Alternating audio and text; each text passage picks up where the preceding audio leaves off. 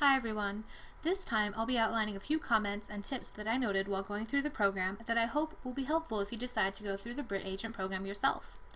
So firstly, when you go to launch the program, you want to make sure that your pop-up blocker is either disabled or that you add this website to your browser's whitelist so that the program can properly launch in a new window. And to do so, you just go down to these titles near the screen icons, and when you click on one, you'll see that it will pop up in a new window.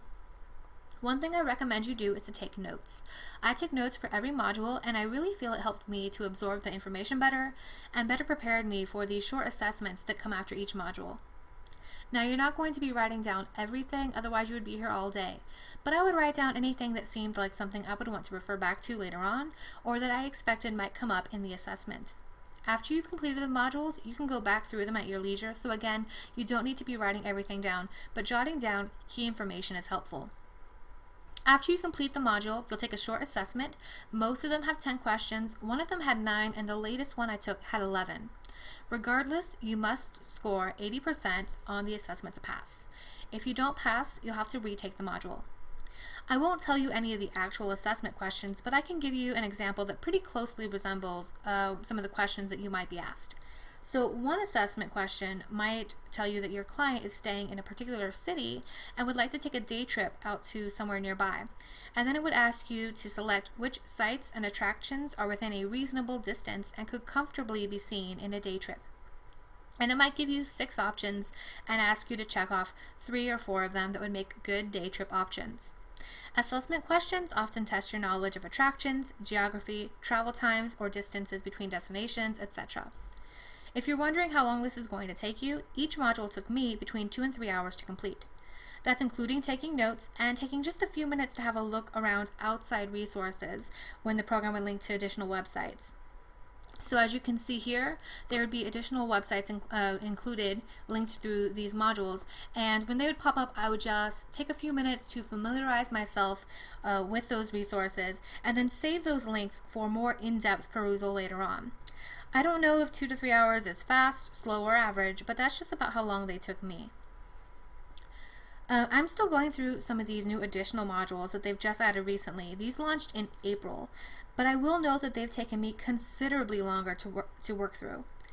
I haven't kept very good track of how long they're taking me in terms of how many hours, but don't plan on knocking them out in one chunk of time because they are much more in depth than the original modules. To show you an example, most of these sections within these modules will have between 5 to 7 screens of information that you'll scroll through. And you'll see that the heritage module has, I think, 7 sections. And so this module took me a huge amount of time, or at least it seemed like a huge amount of time to go through, and I can show you why, mostly because this castles, stately homes, and heritage cities section.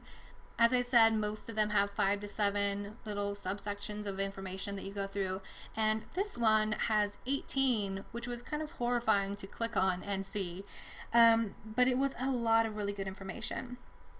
The last thing I'll say is to make sure that you're clicking on absolutely everything, reading through everything as you go through these modules.